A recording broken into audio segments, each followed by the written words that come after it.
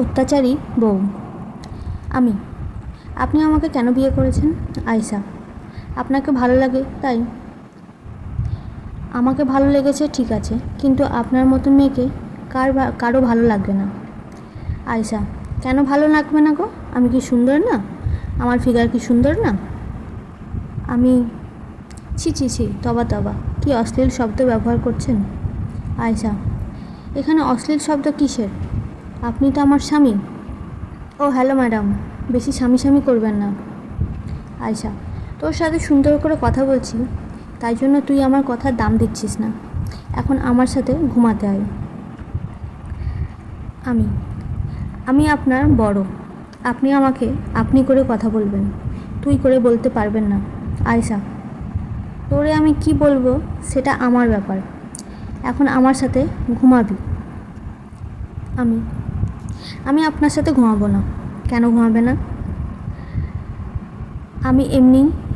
আমার এমনি ভালো লাগে না। আয়েশা। ওই, বেশি কথা না বলে ঘুমোতে যেতে আয়, না হলে কিন্তু আমি চিল্লাফাল্লা করব। দেখুন, চিল্লাফাল্লা করতে হবে না, আমি আসতেছি। Ayesha. This is my good husband. এ কথা বলে যখন তার পাশে শুলাম, শুয়ে গেলাম। আমার শোয়াতে দেরি, কিন্তু আমার গায়ের ওপর পড়তে দেরি নেই। এগুলো কি করছেন আপনি? আয়েশা। আপনাকে ভালোবাসছি। দেখুন, আমার কালকে সকালে অফিস, আমাকে ঘুমাতে দিন। আয়েশা। ঘুমাতে হবে না, কিছুক্ষণ ভালোবাসবো, তারপর ঘুমাতে দেবো। একটু পরে সে তার মাথা আমার কানের কাছে এনে যা বলল তা শুনে আমি অবাক। আয়েশা। আসলে কি পুরুষ আপনি! আমি ওনাকে তাড়াতাড়ি সরিয়ে। কি বলছেন এগুলো? আয়েশা। আপনি যদি পুরুষ হতেন তাহলে এতক্ষণে হয়তো আমি প্রেগনেন্ট হয়ে যেতাম। মনে মনে ভাবছি, এই মেয়ে কই, কি 8 ঘন্টার মধ্যে প্রেগনেন্ট? এই মেয়ে কি লজ্জা শরম বলতে কিছু নেই? আয়েশা। চুপ হয়ে আছেন কেন? প্লিজ, আমাকে ঘুমাতে দিন। আয়েশা। আমার সাথে একটু কথা বলতে ভালো লাগে না আপনার? আপনি যদি সাধারণ বউ হতেন তাহলে কথা বলতাম, কিন্তু আপনি একটা অত্যাচারী বউ। এই কথা বলে আবার বিছানায় গিয়ে শুয়ে পড়লাম। একটু পরে খেয়াল করলাম আয়েশাও ঘুমিয়ে গেল। এবার তাহলে পাঠকদেরকে আমি আমার পরিচয়টা দিই। আমার নাম হলো বাহাদুর চৌধুরী, সংক্ষেপে বাহার। একটা মাল্টিন্যাশনাল কোম্পানিতে জব করি, মা বাবার একমাত্র সন্তান। আপনারা নিশ্চয়ই অবাক হয়ে গেছেন আমি আয়েশার সাথে এমন কেন করছিলাম। তাহলে শুনুন তার কারণ। আয়েশাকে বিয়ে করার আমার কোনো ইচ্ছাই ছিল না। কারণটা আমি বললে হয়তো আপনাদের ইচ্ছা থাকতো না। আমাদের বিয়ে হয় 25 দিন আগে আমি আয়েশাকে দেখতে গিয়েছিলাম।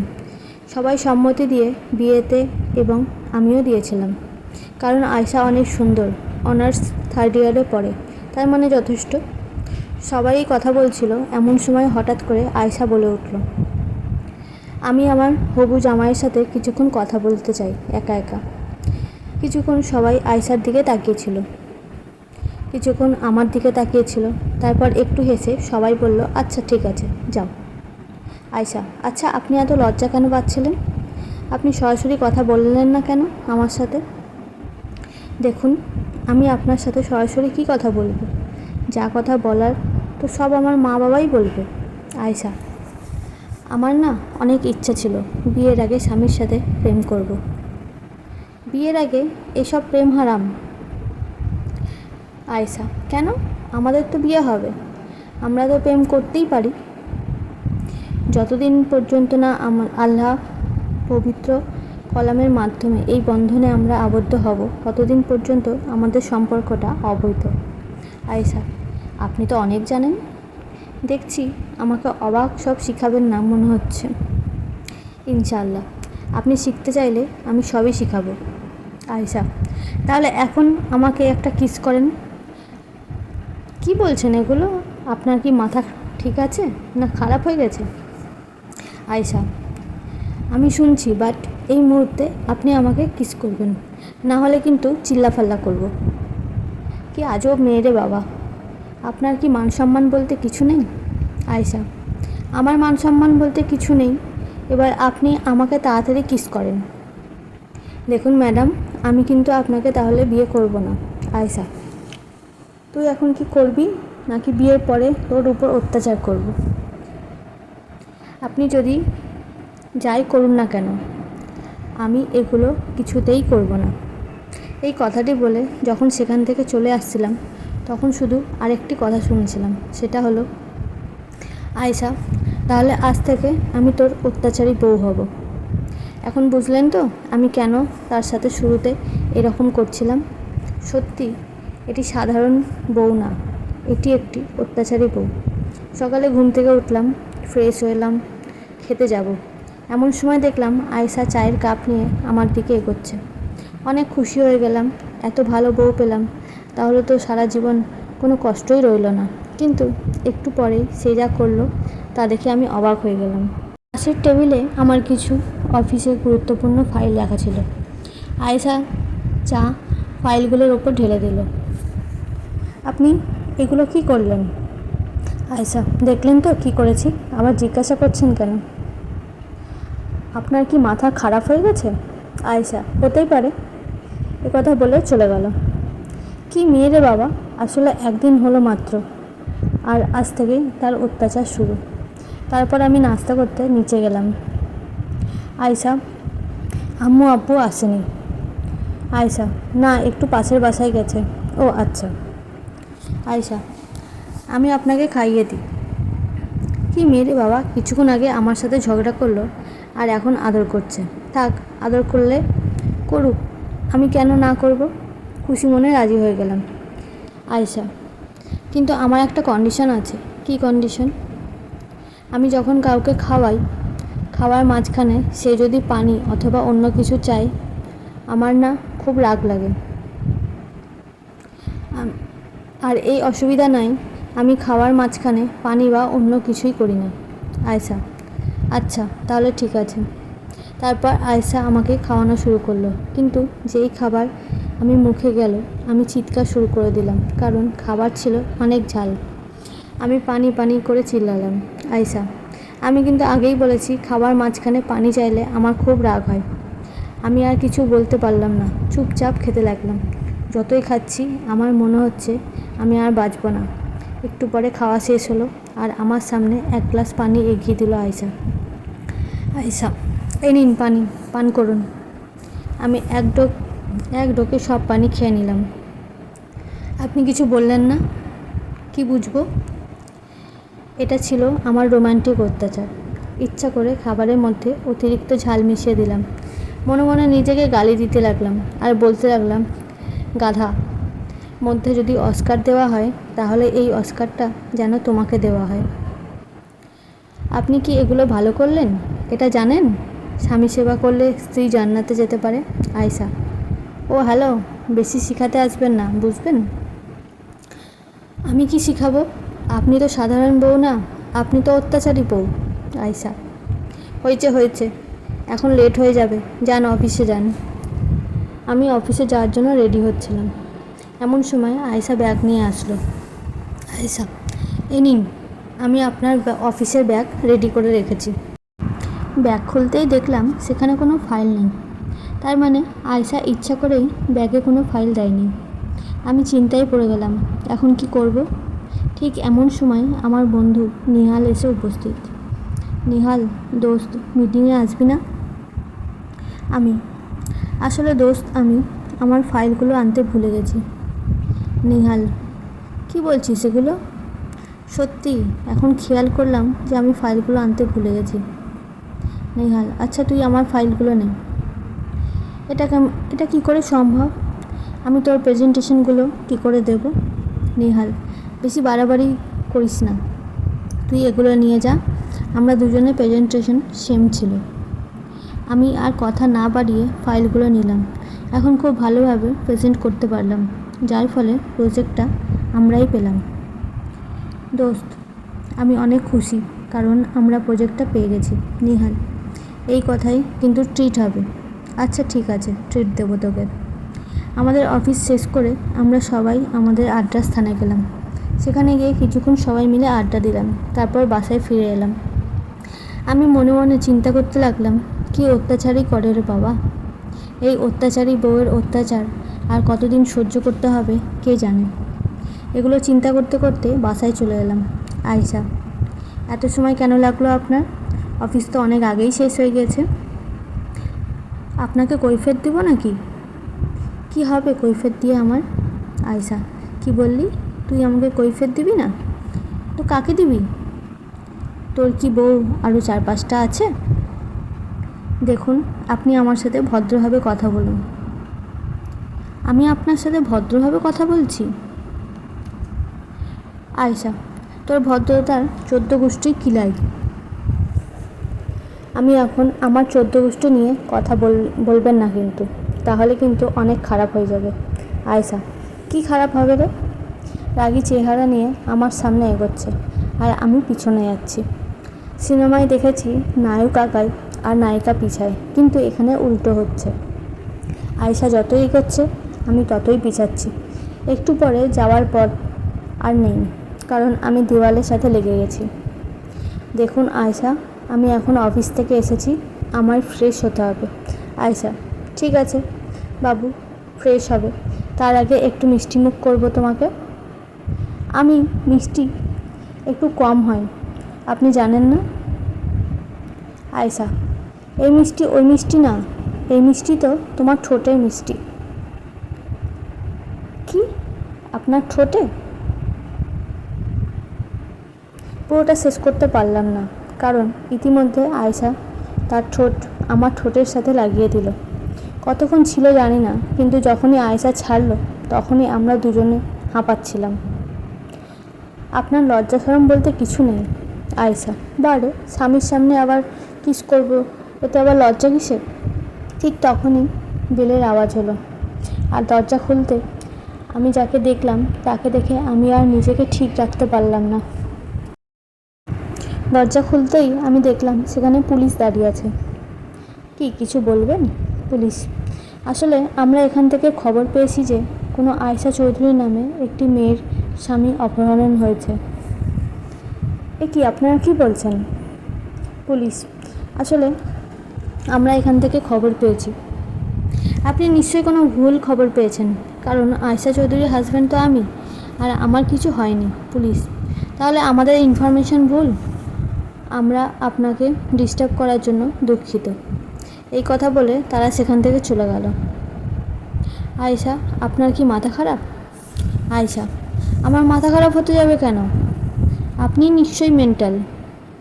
আয়শা, দেখুন, আজে বাজে কথা বলবেন না।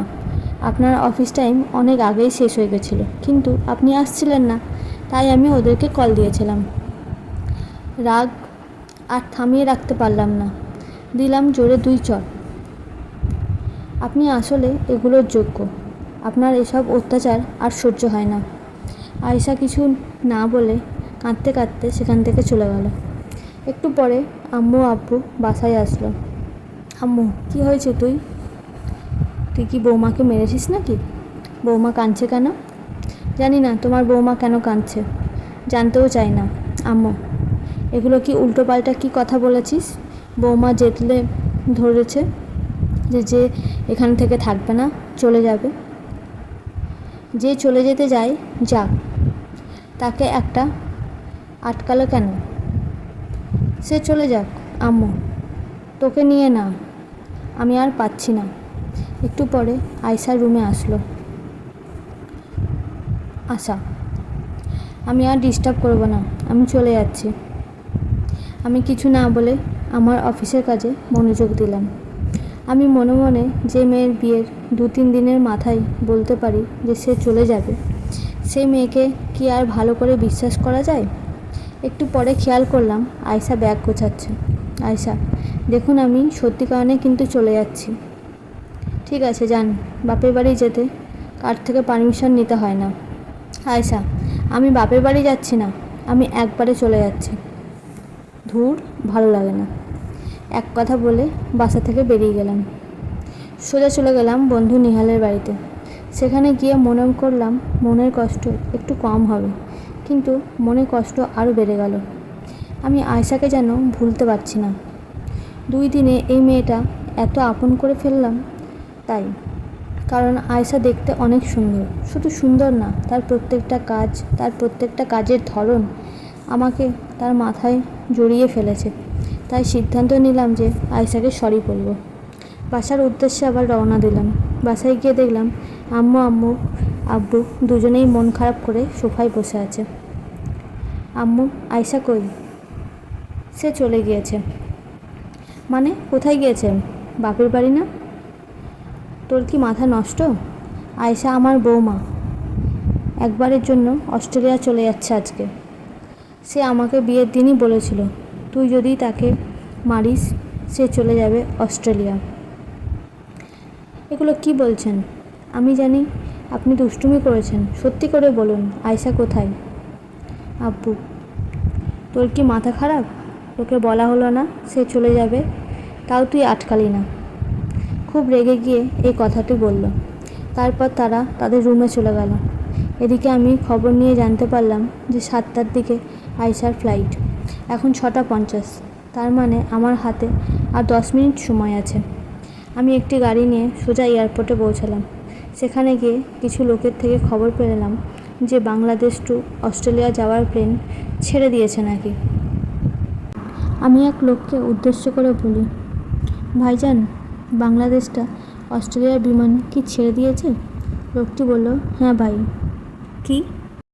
আমি মনে মনে ভাবলাম, তার মানে কি আমার আয়েশা কি আমার থেকে দূরে চলে গেল? আয়েশা, আপনি আমাকে একটিবারও সুযোগ দিলেন না কেন? একটিবার সুযোগ দিতেন আমি বলতাম আমি আপনাকে কতটা ভালোবাসি। তখন একটু রেগে গেলাম, তাই বলে কি আপনি আমাকে এত বড় শাস্তি দেবেন? সত্যিই আমি আপনাকে বড্ড ভালোবাসি। এসব কথা চিন্তা করছি আর কান্না করছি। এখন হয়তো আমার কাছে আর কিছুই করার নেই।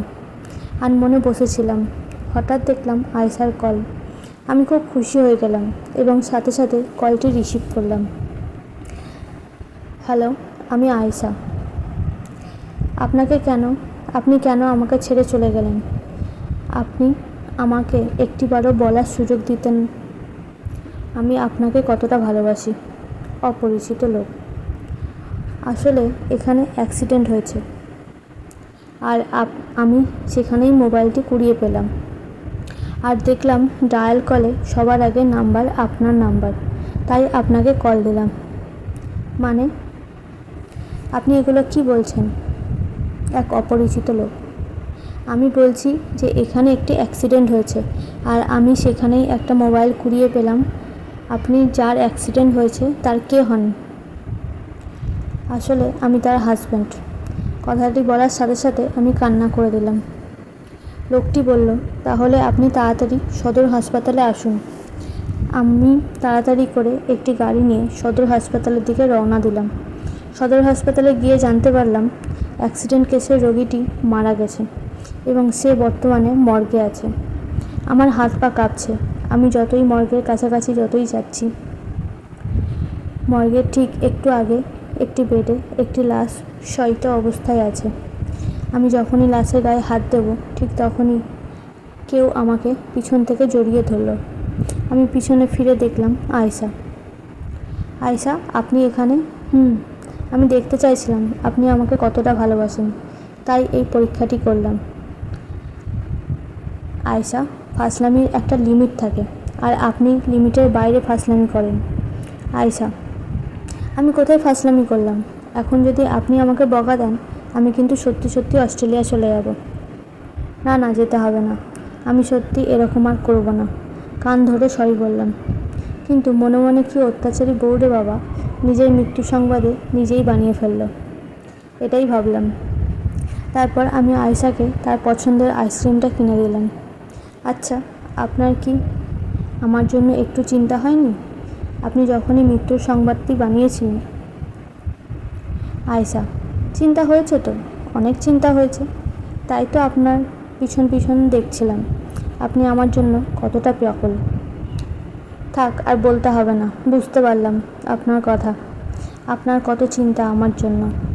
তারপর আমি আয়েশার আইসক্রিম খেয়ে সেখান থেকে রওনা দিলাম। আমি আর আয়েশা যখন বাড়িতে গেলাম দেখলাম সবাই সেখানে উপস্থিত। এবং সবাই আমাদের দুজনকে দেখে অনেক খুশি। খুব দুষ্টুমির মধ্যে আমাদের সংসার চলছিল, কিন্তু হঠাৎ একদিন রাতে আয়শা যা বলল তা শুনে আমি অবাক হলাম। নিশ্চয়ই অবাক হওয়ার মতনই কথা আয়শা। আসলে আমার না একটা বাচ্চা লাগবে। জি, আপনি এগুলো কি বলছেন আয়শা? আমাদের একটা বেবি হলে আমি কত খুশি হব। বেবি হলে তো আমিও খুশি হব, কিন্তু বেবি হওয়ার জন্য তো অনেক কিছুই করতে হবে। তা যদি না করি তাহলে কিভাবে বেবি হবে? আয়শা, আপনার এই দুষ্টুমি স্বভাবটা চেঞ্জ করুন। আমি যদি দুষ্টু না হই তাহলে বেবি হবে কিভাবে? একটু দুষ্টুমি তো করতেই হবে, না হলে বেবি তো আর হবে না। আচ্ছা আয়শা, আপনার ঠোঁটগুলো এত লাল কেন? আয়শা, এই খবরদার আমার সামনে আসবেন না। একদম দূরে থাকো, আমার সামনে আসবেন না। কে শুনে কার কথা? আমি তাড়াতাড়ি করে তার ঠোঁটের সাথে আমার ঠোঁট লাগিয়ে দিলাম। একটু পরে আমরা দুজন পাড়ি দিলাম ভালোবাসার অথল সাগরে। খুনসুটি ভালোবাসা আর অনেক আদরের মধ্যে আমাদের সংসার চলছিল। এর মধ্যে আমি বাবা হওয়ার সুসংবাদটি পেলাম। যতই দিন যাচ্ছে আমার ভয় বেড়ে যাচ্ছে, কিন্তু আমার অত্যাচারী বউয়ের কোনো ভয় নেই। সে বলল তার নাকি একটি মেয়ে চাই। আমিও তার সাথে সম্মতি জানালাম, কিন্তু আমার মধ্যে যে কত ভয় কাজ করছে তা আমি ছাড়া আর কেউ জানে না।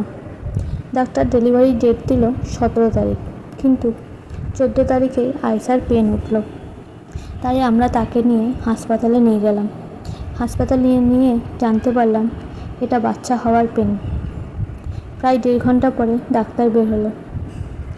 ডাক্তার, আমার বউ আর বাচ্চা ঠিক আছে তো? ডাক্তার হাসি মুখে জবাব দিল, দি, দুজনেই একদম ঠিক আছে। আমি তাও ভয়ে আয়শার কেবিনে যাচ্ছিলাম না। একটু পরে অনেক সাহস করে রুমে ঢুকলাম। দেখলাম আয়শা আমাকে দেখে মিটমিট করে হাসছে। এই, আপনি হাসছেন কেন আমাকে দেখে? আয়শা, তো হাসবো না? মাথা কি নষ্ট হয়ে গেল নাকি আপনার? আয়শা, আমার মাথা নষ্ট হয়নি, আমার মাথা পুরোপুরি ঠিক আছে। আমাদের মেয়ে হয়েছে কিন্তু। হ্যাঁ হয়েছে, আপনি যা চেয়েছিলেন তাই হয়েছে। আয়শা একটু দুষ্টু হাসি দিয়ে, এই দুষ্টু হাসিটার রহস্য কি? আয়শা, আগে তো শুধু আমি আপনাকে অত্যাচার করতাম, এখন আমার মেয়েও আপনাকে অত্যাচার করবে। মা আর মেয়ে দুজনে মিলে আপনাকে অত্যাচার করবে। আমি বললাম, বলেন কি? আগে একজন অত্যাচার করতো আর এখন দুজনেই অত্যাচার করবে? তাহলে কি আমি বাঁচবো না মরে যাব? আয়শা আমার কথা শুনে হাসছে, আমিও হাসছি। আজ আমাদের দুজনের অনেক সুখের দিন। আমি বিবাহিত কাপলদের জন্য কিছু বলতে চাই। আপনারা ঝগড়া করবেন, রাগ অভিমান সব করবেন, কিন্তু কখনো কাউকে ছেড়ে যাওয়ার চিন্তা করবেন না। কারণ বিয়ের বন্ধনটা এমন একটা বন্ধন, যে বন্ধন আমরা চিরদিনের জন্য করি। তাই আমাদের সবার উচিত আমাদের বিয়ের বন্ধনটিকে খুব পবিত্রভাবে এবং খুব সুন্দরভাবে আগলে রাখার, যাতে এই বন্ধনটি কখনো ছিঁড়ে না যায়। ধন্যবাদ। গল্পটি যদি ভালো লেগে থাকে অবশ্যই একটা লাইক, শেয়ার ও সাবস্ক্রাইব করে দেবেন।